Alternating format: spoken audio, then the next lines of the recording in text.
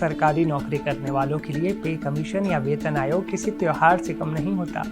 और अगर ये खबर पूरे 10 साल के लंबे इंतजार के बाद आए तो खुशी दोगुनी हो जाती है। असम सरकार ने अपने लाखों कर्मचारियों और पेंशनर्स को साल 2026 की सबसे बड़ी खुशखबरी दे दी है। मुख्यमंत्री हेमंत बिस्वा शर्मा की सरकार ने राज्य में 8वें वेतन आयोग के गठन का आधिकारिक ऐलान कर दिया है। सवाल यह है कि आखिर इस फैसले से कर्मचारियों की जेब पर कितना असर पड़ेगा। क्या वाकई 2016 के बाद अब जाकर कर्मचारियों के अच्छे दिन आने वाले हैं? इस फैसले के पीछे सरकार की क्या रणनीति है और इसका फायदा किन किन लोगों को मिलेगा? आज हम असम सरकार के इस मास्टर स्ट्रोक की एक एक बारीकी को समझेंगे।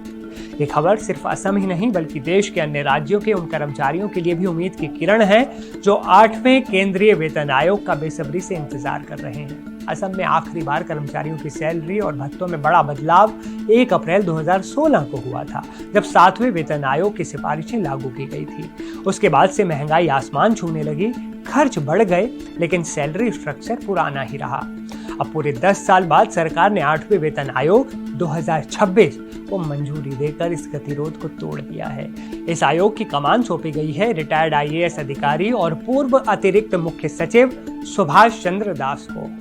उनके साथ 7 और दिग्गज सदस्य होंगे, जिनमें वित्त विभाग के एक्सपर्ट से लेकर गुवाहाटी यूनिवर्सिटी के प्रोफेसर तक शामिल हैं। इस टीम का काम सिर्फ फाइलें पलटना नहीं है, बल्कि इन्हें ये देखना है कि आज के आर्थिक हालात में एक कर्मचारी का घर कैसे चलता है और उसे कितनी सैलरी मिलनी चाहिए कि उसका मनोबल बना रहे। सरकार का मानना है कि जब कर्मचारी आर्थिक रूप से सुरक्षित होगा, तभी सरकारी कामकाज में तेजी आएगी और प्रशासन बेहतर होगा। अब आप सोच रहे होंगे कि अगले महीने से ही बढ़ी हुई सैलरी आने लगेगी, बढ़ी हुई पेंशन आने लग जाएगी। तो इसका जवाब है, थोड़ा इंतजार करना होगा। आयोग को अपनी फाइल रिपोर्ट और सिफारिशें सौंपने के लिए 18 महीने का समय दिया गया है, यानी करीब 1.5 साल तक ये टीम राज्य के आर्थिक हालात, टैक्स कलेक्शन और कर्मचारियों की जरूरतों का डेटा खंगालेगी। लेकिन इस बार की खास बात यह है कि सरकार ने सिर्फ मौजूदा कर्मचारियों को नहीं बल्कि बुजुर्गों का भी ध्यान रखा है, जिन्होंने अपनी पूरी जिंदगी सरकारी सेवा में लगा दी। 8वें वेतन आयोग पेंशनर्स के लिए भी और फैमिली पेंशनर्स के लिए भी एक सुरक्षित सिस्टम तैयार करेगा। महंगाई दर यानी कंज्यूमर प्राइस इंडेक्स को आधार मानकर पेंशन में बढ़ोतरी की जाएगी।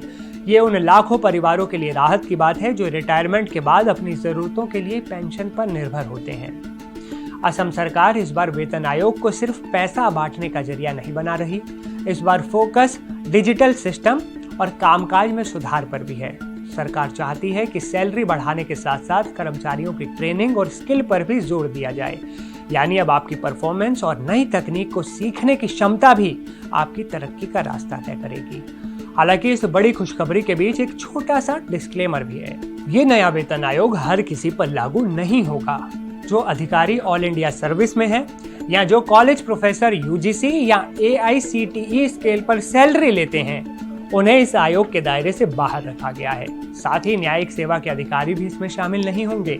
सरकार ने साफ कर दिया है कि सैलरी बढ़ाने का ये फैसला राज्य के बजट, कर्ज और आमदनी को ध्यान में रखकर ही लिया जाएगा। कुल मिलाकर असम सरकार का ये कदम एक सकारात्मक संदेश है। ये दिखाता है कि सरकार अपने उन पिलर्स की फिक्र कर रही है जो सिस्टम को चलाते हैं। अब देखना ये होगा कि 18 महीने बाद जब रिपोर्ट आती है तो कर्मचारियों की सैलरी में कितना उछाल आता है। क्या ये फैसला 2026 के चुनावी समीकरणों को भी साथ देगा? ये तो वक्त ही बताएगा। आपके इस खबर पर क्या राय है? कमेंट में जरूर बताइएगा। मिलते हैं अगले वीडियो में, तब तक के लिए नमस्कार दोस्तों।